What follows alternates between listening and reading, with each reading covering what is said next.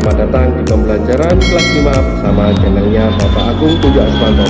Bagaimana kabar kalian semua? Pak Agung doakan semoga kita semua yang menonton video ini selalu mendapatkan kesehatan dan keselamatan, serta yang masih sakit semoga penyakitnya segera diangkat dan diberi kesembuhan oleh Allah Subhanahu wa Ta'ala. Amin ya Rabbal Alamin. Nah, anak-anak hebat, hari keempat ini kita akan mulai belajar bersama-sama untuk pembelajaran tematik kelas 5 untuk tema 1 tentang organ gerak hewan dan manusia, subtema 1 organ gerak hewan, pembelajaran 4. Mari kita belajar dengan penuh semangat. Sebelum pembelajaran 4 ini dimulai, marilah kita berdoa terlebih dahulu menurut keyakinan kita masing-masing. Berdoa dimulai. Selesai. Nah, anak-anak hebat, kalian perhatikan penjelasan Pak Agung mulai dari awal ini sampai akhir nanti, karena di akhir pembelajaran nanti ada soal-soal yang harus kalian kerjakan. Selamat menyaksikan. Masih ingatkah kalian dengan Pak Rudi? Tata letak bangunan, sanitasi, jalan, dan pembuangan limbah kandang kelinci Pak Rudi sangat rapi. Dengan demikian, setiap pengunjung yang datang akan merasa nyaman. Sebelum membangun kandang kelinci, Pak Rudi telah mempersiapkan segala sesuatunya dengan membuat denah. Nah, perhatikan denah kandang kelinci berikut ini. Nah, ini yang ditunjuk panah adalah denah kandang kelinci Pak Rudi. Tahukah kamu apa itu denah? Denah merupakan gambaran tentang tata letak dalam suatu ruangan atau tempat. Gambaran yang lebih jelas dibandingkan dengan denah adalah peta. Peta merupakan gambaran dengan menggunakan skala tertentu mengenai suatu daerah. Nah, itu tadi penjelasan tentang denah dan peta. Pada pembelajaran sebelumnya, kamu sudah mengetahui luas dan letak wilayah negara Indonesia dengan menggunakan peta. Dengan peta, kita juga bisa mengetahui kondisi geografis negara Indonesia. Untuk lebih jelasnya, kalian perhatikan penjelasan Pak Agung berikut ini. Denah dibagi menjadi dua macam. Yang pertama, satu, denah letak bangunan. Nah, bentuknya seperti ini anak-anak. Kemudian yang kedua adalah denah ruang. Nah, gambarnya seperti ini. Nah, sekarang anak-anak, kalian perhatikan penjelasan tentang denah letak bangunan. Denah letak bangunan adalah denah yang menunjukkan lokasi atau letak suatu tempat. Contohnya, denah lingkungan rumah, denah lokasi sekolah atau kantor. Nah, sekarang perhatikan gambar berikut ini. Ini adalah contoh denah lingkungan rumah. Kalian perhatikan di sini yang dilingkari berwarna merah menunjukkan rumah kita, kemudian menyusuri jalan Warisana, kemudian melewati jalan WR Supratman, kemudian melewati perempatan, di sini melewati jalan raya Batu Bulan, kemudian melewati pertigaan, di sini ada jalan Jeruk Soekarwati, kemudian kita sampai di pusat Cindramata. Nah, ini adalah contoh denah lingkungan rumah, dari rumah menuju ke pusat Cindramata. Nah, perhatikan denah lokasi berikut ini. Ini adalah contoh denah lokasi. Kalian perhatikan di sini, perhatikan panahnya. Untuk mencapai lokasi, kita harus mengikuti arah panah yang sudah ditentukan di sini, sehingga memudahkan kita untuk menemukan lokasi yang kita cari. Nah, di sini perhatikan panah di sini ada huruf U menunjukkan bahwa di sini adalah arah mata angin untuk arah utara. Yang kedua, di sini adalah denah ruang. Nah, kalian perhatikan di sini gambarnya denah ruang. Di sini ada tempat parkir, kemudian ada kamar, kemudian ada ruang tamu, ada kamar mandi, dan sebagainya. Denah ini menunjukkan letak dan nama ruang dalam sebuah bangunan. Contohnya, denah rumah, denah sekolahan, dan denah kantor. Nah, Pak Gun jelaskan satu persatu. Di sini contoh denah rumah. Nah, kalian perhatikan di sini gambarnya. Di sini ada tempat parkir kendaraan atau mobil. Kemudian di sini ada ruang tamu. Di sini ada dua kamar tidur. Kemudian ada ruang tengah. Kemudian di sini ada kamar mandi. Kemudian ada taman di belakang dan taman di depan. Ini adalah contoh denah rumah. Berikutnya di sini ada contoh denah sekolahan. Nah, perhatikan anak-anak, denah sekolahan ini dimulai dari bawah dulu. Di sini ada gerbang, kemudian di sini ada ruangannya, ruang kelas. Nah, tanda U panah ini menunjukkan bahwa arah mata angin atau menunjukkan arah utara. Kemudian di sini ada lapangan upacara. Di sini yang ditunjuk panah ini adalah bendera. Kemudian ada tempat parkir dan lain-lainnya. Ini merupakan contoh denah sekolahan. Berikutnya yang ketiga, di sini ada contoh denah kantor. Nah, sama seperti yang tadi, contoh denah sekolahan. Nah, gambarnya seperti ini anak-anak. Nah, berikutnya yang keempat, di sini ada contoh denah tempat duduk. Biasanya denah tempat duduk ini dipajang di ruang kelas. Kalian perhatikan panahnya. Di sini ada papan tulis, kemudian ada meja guru, kemudian ada meja kursi siswa beserta nama siswanya. Kemudian yang berikutnya yang kelima, contoh denah ruang kelas. Di sini ada papan tulis, lemari, kemudian meja guru dan meja siswa. Perbedaan denah dan peta. Denah tidak menggunakan garis astronomi, sedangkan peta menggunakan garis astronomi. Denah tidak menggunakan skala, sedangkan peta menggunakan skala. Denah hanya mampu menggambarkan area dengan cakupan yang sempit, sedangkan peta dapat menggambarkan area dengan cakupan yang sangat luas. Denah dibuat tanpa menggunakan warna tertentu sehingga tidak mampu menunjukkan tinggi rendahnya permukaan bumi, sedangkan peta umumnya dilengkapi dengan berbagai simbol warna yang menunjukkan tinggi rendahnya permukaan bumi. Kemudian denah berfungsi untuk menunjukkan rute perjalanan atau tata ruang, sedangkan peta berfungsi untuk menggambarkan secara objektif suatu ketampakan wilayah di permukaan bumi. Nah, itu tadi anak-anak perbedaan denah dan peta. Bagaimana? Sudah mengerti ya? Baik anak-anak, kita lanjut untuk materi berikutnya.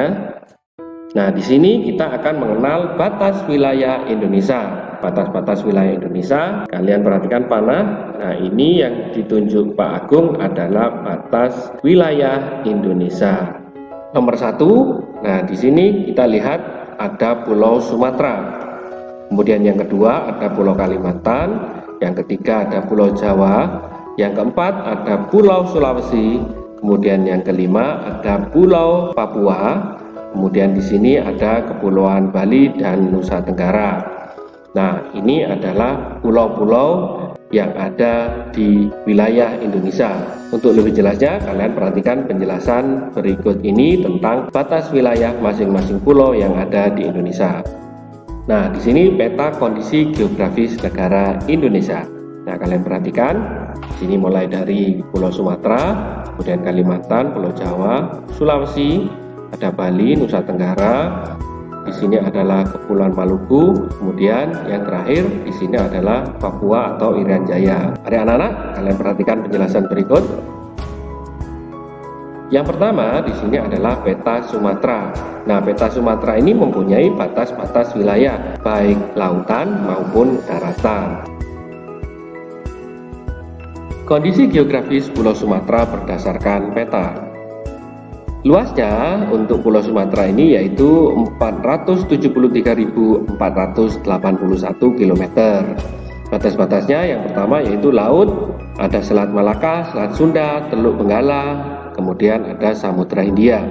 Kemudian batas daratannya untuk Pulau Sumatera yaitu Singapura, Malaysia, Kepulauan Mentawai, Pulau Kalimantan, dan negara India. Kemudian keadaan alam yang A, nama-nama pantai dan laut yang ada di Pulau Sumatera yaitu Pantai Sorake, Pantai Pasir Putih, Pantai Nongsa, Pantai Pasir Panjang, Pantai Trikora, dan lainnya. Kemudian yang B, nama-nama dataran rendah. Ada Danau Emas, Danau di Atas, kemudian ada Dipa Capat, kemudian ada Anggagiji. Yang C, nama-nama gunung yang ada di Sumatera yaitu Gunung Dempo, Gunung Lauser, Gunung Singgolang, dan lain-lain. Kalian perhatikan peta Sumatera berikut ini. Nah, di sini yang dilingkari adalah Pulau Sumatera. Nah, Pulau Sumatera mempunyai luas 473.481 km.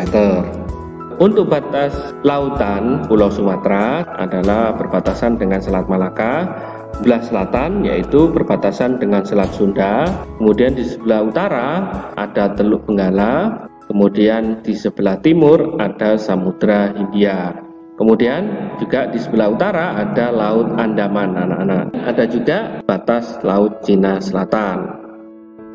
Nah, itu tadi adalah batas laut yang ada di Pulau Sumatera. Kemudian sekarang untuk batas-batas daratan yang ada di Pulau Sumatera. Yang pertama berbatasan dengan Singapura, kemudian berbatasan dengan Malaysia, kemudian berbatasan dengan Kepulauan Mentawai, kemudian Pulau Kalimantan, ada negara India, dan yang terakhir adalah berbatasan dengan negara Bangladesh. Nah, itu tadi adalah batas daratan yang ada di Pulau Sumatera. Nah, yang kedua ini adalah Pulau Kalimantan. Untuk lebih jelasnya, kalian perhatikan penjelasan berikut. Kondisi geografis Pulau Kalimantan berdasarkan peta. Luas Pulau Kalimantan yaitu 743.330 km. Batasnya yaitu laut, ada Laut Jawa, Laut Cina Selatan, Selat Makassar, Selat Kalimantan. Kemudian daratannya ada Brunei, Malaysia, Pulau Sulawesi, Pulau Jawa. Keadaan alam yang A, nama-nama pantai dan laut. Ada Pantai Sangalaki, Pantai Samber Gelap, Pantai Kakaban, Pantai Beras Basah, dan lainnya. Kemudian yang B, nama-nama dataran rendah. Dataran rendah Teluk Melanu, dataran rendah Ketapang, dataran rendah Pangkalan Bun, dan lainnya. Kemudian yang C, nama-nama gunung. Ada Gunung Mando, Gunung Tikung, Gunung Aurbuna, Gunung Niut, dan lainnya. Nah, untuk lebih jelasnya kalian perhatikan penjelasan berikut. Batas Pulau Kalimantan. Luasnya yaitu 743.330 km.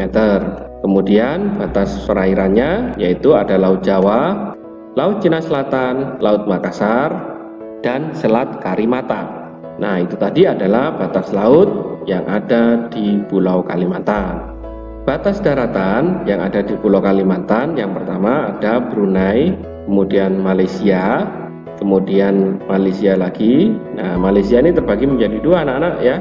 Ada Sabah dan Sarawak. Di sini ada dekat Sumatera. Nah, ini merupakan negara Malaysia dua-duanya. Kemudian di sini ada Pulau Sulawesi, dan yang terakhir di sini ada Pulau Jawa. Nah, itu tadi adalah batas daratan Pulau Kalimantan. Berikutnya yaitu kita mengenal Pulau Jawa. Kondisi geografis Pulau Jawa berdasarkan peta. Luas Pulau Jawa yaitu 128.297 km. Batasnya yaitu A. Laut, ada Laut Jawa, Laut Sunda, Selat Bali, Samudra Hindia. Kemudian daratannya ada Pulau Bali, Pulau Sumatera, dan Pulau Kalimantan. Keadaan alam, nama-nama pantai dan laut, ada Pantai Karimun Jawa, Pantai Kelayar, Pantai Parangtritis, Pantai Anyer, Pantai Pangandaran, dan lainnya. Kemudian nama-nama dataran rendah. Dataran rendah Semarang, dataran rendah Surakarta, dan dataran rendah Madiun.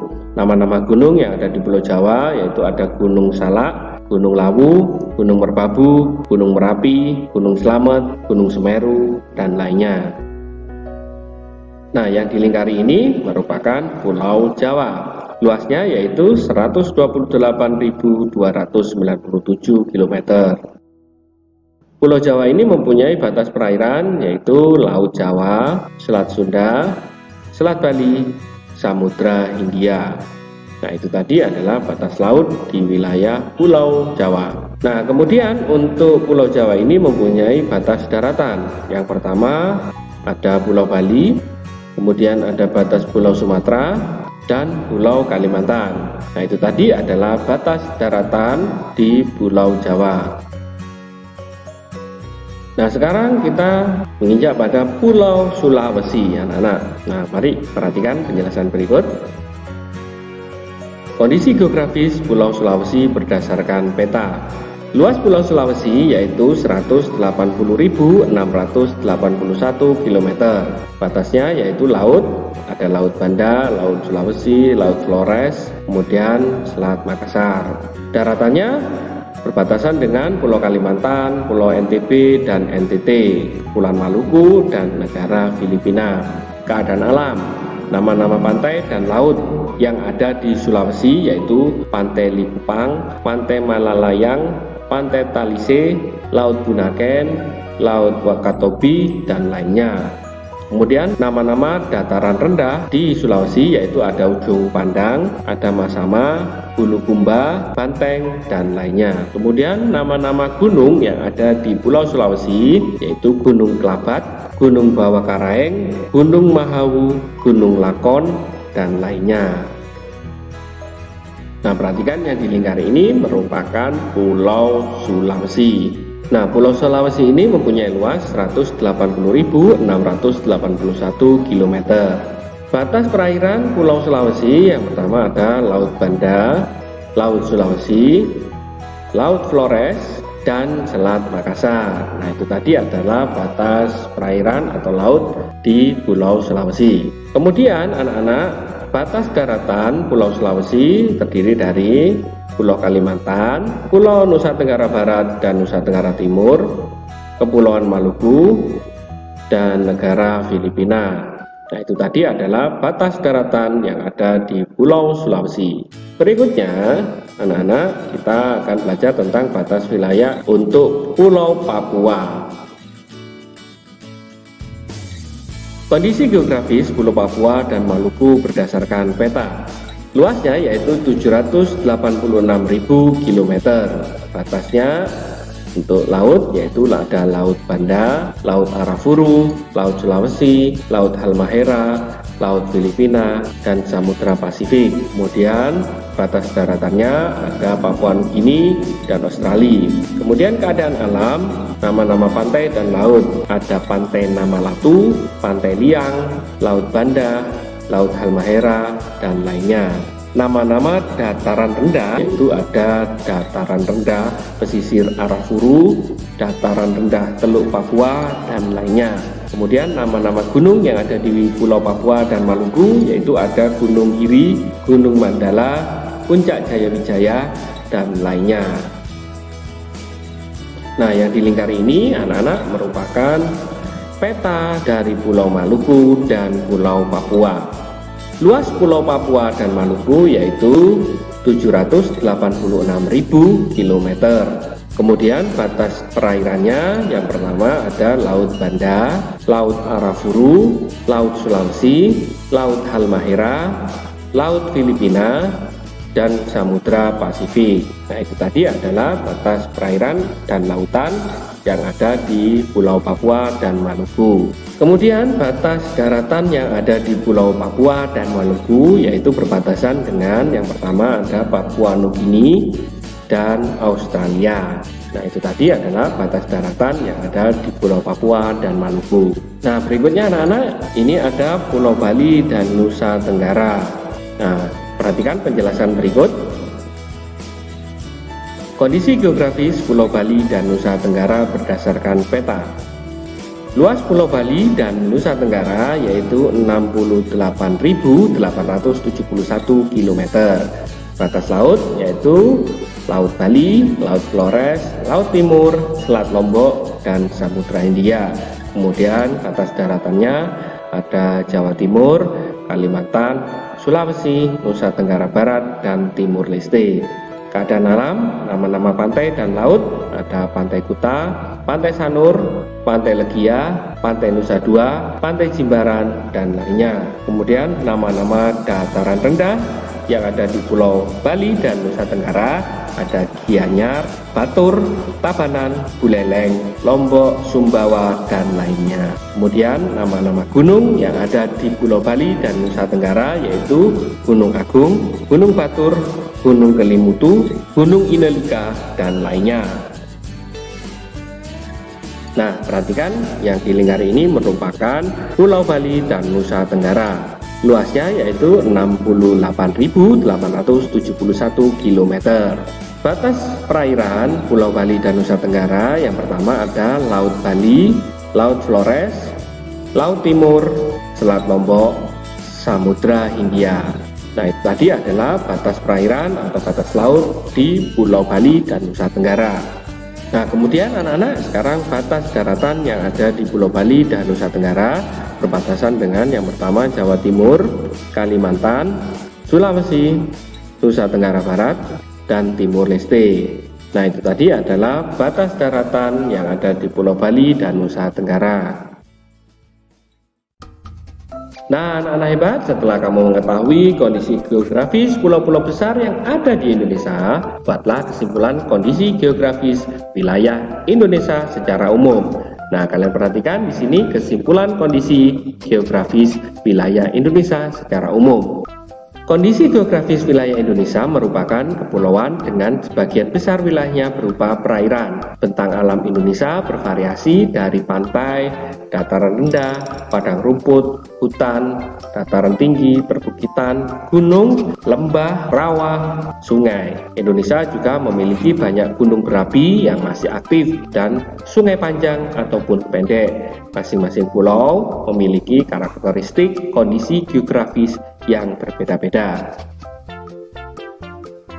Setelah kamu mengetahui kondisi geografis wilayah Indonesia, sekarang giliranmu untuk mengetahui kondisi geografis wilayah tempat tinggalmu. Gambarkan ke dalam sebuah peta sederhana. Sebelum menggambar, kita harus mendapatkan data dan informasi yang akurat. Kamu bisa melakukan pengamatan langsung dan bertanya kepada para pengurus RT dan RW ataupun tokoh masyarakat di wilayah tempat tinggalmu. Baik anak-anak, kalian perhatikan gambar peta RW di wilayahmu. Nah, anak-anak perhatikan di sini ada peta kondisi geografis wilayah RW tempat tinggalku. Nah, di sini ada peta Kelurahan Jati, Kecamatan Mayangan, Kota Probolinggo. Perhatikan di sini adalah wilayah RW 1 di sini, RW 2 letaknya di sini, kemudian RW 3, RW 4, RW 5, RW 6, RW 7. Kemudian yang terakhir di sini ada RW 8. Tiap RW ini diwakili dengan warna yang berbeda sehingga bisa membedakan antara RW-RW yang lain. Nah, RW tersebut untuk Kelurahan Jati berbatasan dengan Kelurahan Wiroborang, Kelurahan Mangunharjo, kemudian Kelurahan Kebonsari Kulon. Luas, letak, dan kondisi geografis negara Indonesia merupakan modal dasar yang sangat penting bagi pembangunan nasional dan pemerataan hasil-hasilnya. Namun demikian, semua itu harus didukung dengan perilaku dan sikap positif yang sesuai dengan nilai-nilai luhur yang terkandung dalam sila-sila Pancasila.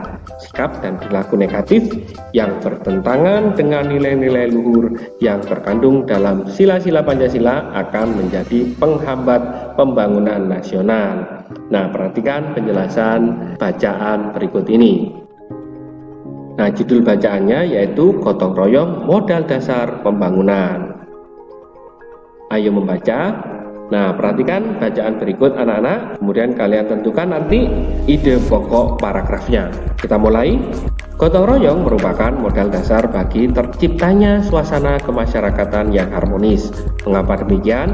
Karena dengan bergotong royong, masyarakat akan sering melakukan silaturahmi dan kerjasama, sehingga terjalinlah solidaritas. Seiring dengan munculnya rasa solidaritas inilah akan muncul juga rasa empati dan simpati di antara masyarakat yang akan mempererat dan memperkuat hubungan masyarakat.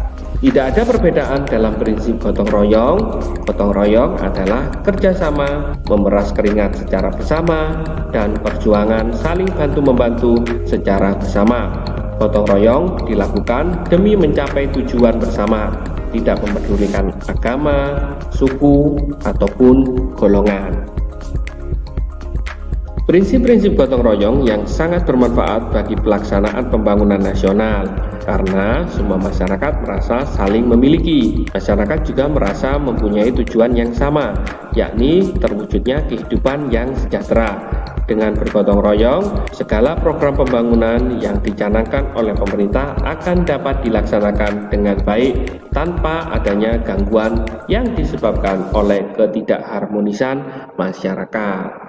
Nah, itu tadi adalah bacaan yang berjudul Gotong Royong Modal Dasar Pembangunan. Nah, mari anak-anak kalian cari ide pokok dari bacaan tersebut. Setelah membaca, kalian menentukan dan menuliskan ide pokok tiap-tiap paragraf. Nah, kita coba ya untuk paragraf pertama. Ide pokoknya yaitu gotong royong merupakan modal terciptanya suasana masyarakat yang harmonis. Kemudian paragraf kedua, ide pokoknya yaitu dalam prinsip gotong royong tidak ada perbedaan. Kemudian paragraf ketiga, ide pokoknya prinsip-prinsip gotong royong bermanfaat bagi pembangunan nasional. Nah, itu tadi anak-anak ide pokok dari masing-masing paragraf yang tadi kita baca bersama. Berdasarkan ide pokok berikut, kembangkan menjadi sebuah paragraf. Anak-anak perhatikan, ini ada ide pokoknya. Ide pokoknya yaitu musyawarah mufakat adalah nilai luhur bangsa yang harus terus diterapkan dalam kehidupan sehari-hari. Nah, kita kembangkan menjadi paragraf. Musyawarah mufakat adalah nilai luhur bangsa yang harus terus diterapkan dalam kehidupan sehari-hari. Masyarakat bertujuan untuk mencapai keputusan bersama tanpa mengedepankan keinginan pribadi atau kelompok.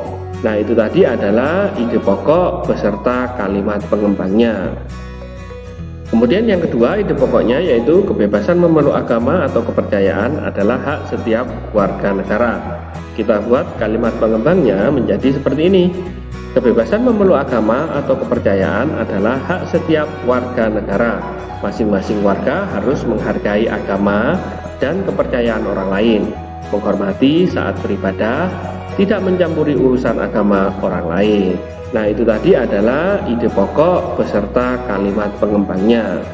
Bagaimana anak-anak? Kalian bisa membuat ide pokok menjadi kalimat pengembang? Jika bisa, kalian coba di rumah. Berikutnya anak-anak, di sini ada tugas kalian di rumah. Jawablah pertanyaan-pertanyaan di bawah ini. Di sini ada 10 pertanyaan yang harus kalian jawab. Jika kalian memperhatikan penjelasan Pak Agung mulai dari awal tadi sampai akhir ini, kalian akan mudah dalam menjawab pertanyaan-pertanyaan berikut ini.